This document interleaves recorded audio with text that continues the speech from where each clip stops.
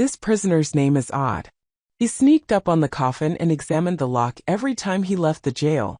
He returned to his cell and drew the lock on paper. He was just 1 millimeter short, yet he patiently drew it from the start to produce a flawless lock star. He left it unfinished. He lit a lantern and saw the cell lock around 3 m. He gently tore a piece of white paper and attached it to the lock. After many strokes, he shaped the lock. Then he penciled the lock form. He attached a piece of paper to the lock. He marked the lock bottom with a pencil. He determined the lock depth after hundreds of thousands of calculations. He was unhappy even though he made everything flawless. The problem with the lock material persists.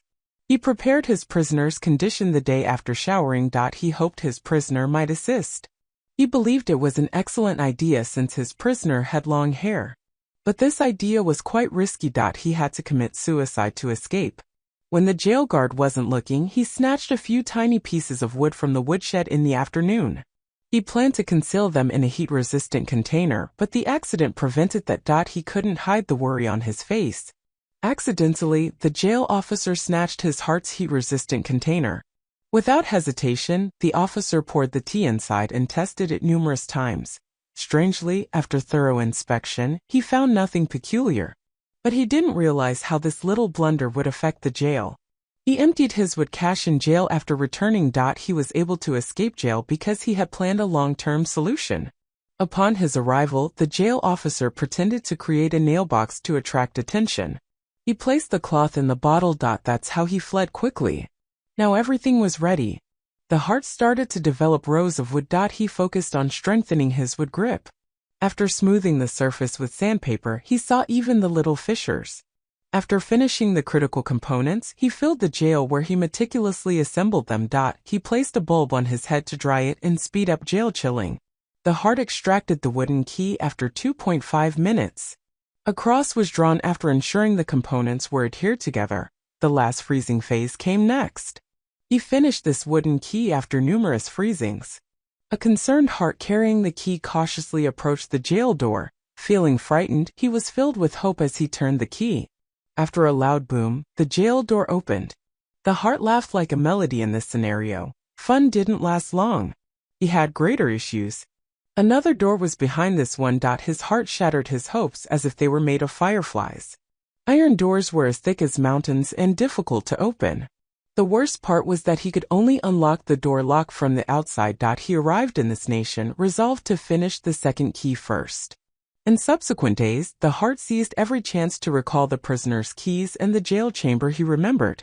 The second key was finished after a week to assess its efficacy. As a result, the heart took advantage of the 3-day workweek without jail supervision. Personally, he went to the door and tried the lock with the key. He removed it from the sharpening and key repairing instruments to tie it up. His pal was thrilled since the heart unlocked the iron gate after a few simple modifications. Great! The heart, poised to lock again, unexpectedly trapped the key inside. He didn't anticipate that the key would shatter in half under pressure. This scenario heightened heart tension. The prisoner's companion hurried to warn him too. All employees resumed work immediately. The heart would shatter too. He attempted to unlock the latch using his fingers. Instead, the prisoner quickly removed the workshop tools. Heart looked captured. Inmates instantly sought to pull the other key. Simultaneously, the sound of distant golden prison footsteps echoed. Fortunately, the key was uncovered just before the jail reached the sharpened heart. Hart swiftly removed the fence and hurried to the iron gate after the jail departed. He hit it with his fists because he was enraged. Even after 100,000 hits, his palm nearly changed form, but the key did not shift. The doctor was sad because his heart beat quickly. He lay on the bed Midnight whispers, time to ride. Champagne kisses, bold and free. Raise your glass, stay wild with me. Bang, bang, the night ignites. Fireworks, skies, oh what a sight. Toast to now, toast to dreams. Glow with hope like laser beams. waiting his destiny. Not a few jail strokes were correct till the door was locked. He believed escape was difficult this time. The jailer saw the key emerge unexpectedly. peered around the speaker, and closed the iron gate. The heart was shattered within, yet the exterior was quiet. Finally, he inhaled slowly. He was fortunate to escape this time. He persisted in breaking the jail. Soon later, the heart created another key. However, unlocking the door again has become so difficult that he and his companions debated the proposal. Just in time, a jail guard came up with an innovative idea. He might connect the rope to the key's ends and slip it out through the hole. He manually adjusted the lock to ensure a secure fit. Hart heard it, shook his head, and rejected it immediately. The prisoner struggled to grasp that the key was useless without rotation. Doctor's staff explored different methods. In time, the jail let out. To work, 3 scared individuals in front of the self-portrait quickly unlocked the iron gate. The strong closing of the jail door suffocated the air and caused flooding. Thankfully, the jail guard believed everything. Several items caught his attention before he left. Leonard left shortly after. Everyone inhaled slowly once the jail departed. While preparing, Stephen stared at the neighboring banyan tree and held it up for a long time. He left the room, locked the door, and removed the banyan tree from the window. Leonard was looking to rent a room. The tall banyan tree which was near the key made Leonard delighted. How to rotate the key was now challenging. Tim saw his pal working in the English woodshed that day. He used the movement of the wood processing machine to think of something.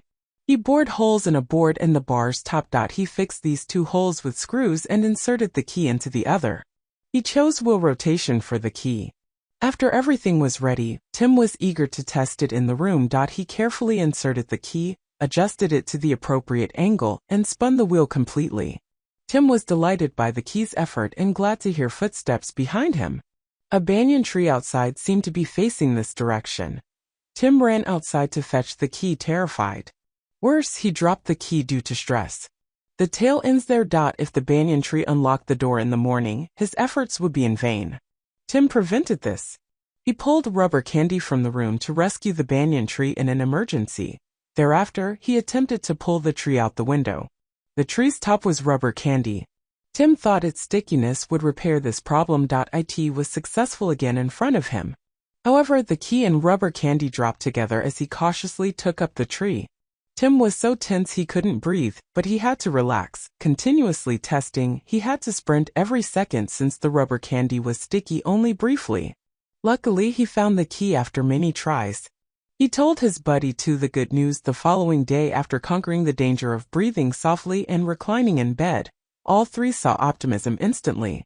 After a successful experiment, they made keys for the other doors using the same procedure for many days. To prevent unexpected tree testing, the components are buried. After a month, they finish all the keys. The 3 will test at night. Tim developed a phony form and met with Leonard before acting.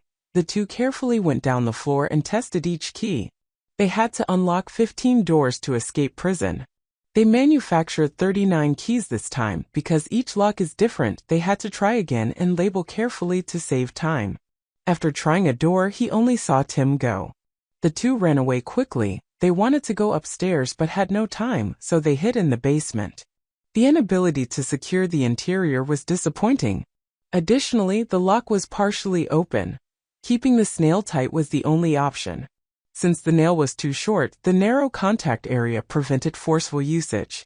The object dropped from his grasp in seconds. Worse, Hell's shadow is approaching. Leonard was too terrified to move. Both huddled in there, eyes wide open, not daring to breathe hard. They dread the humiliating punishment that awaits them outside. 2 escaped convicts hiding in the cage is not unexpected given the moniker of Hell. Hell sounds like when the snail checks the 2nd level. He didn't find a figure on Tim's bed because of the proximity. He swiftly slipped through and departed. The other 2 cage mates opened the door and rushed forward. They kept trying the key after establishing there was no other hell. They approached the last gate soon after.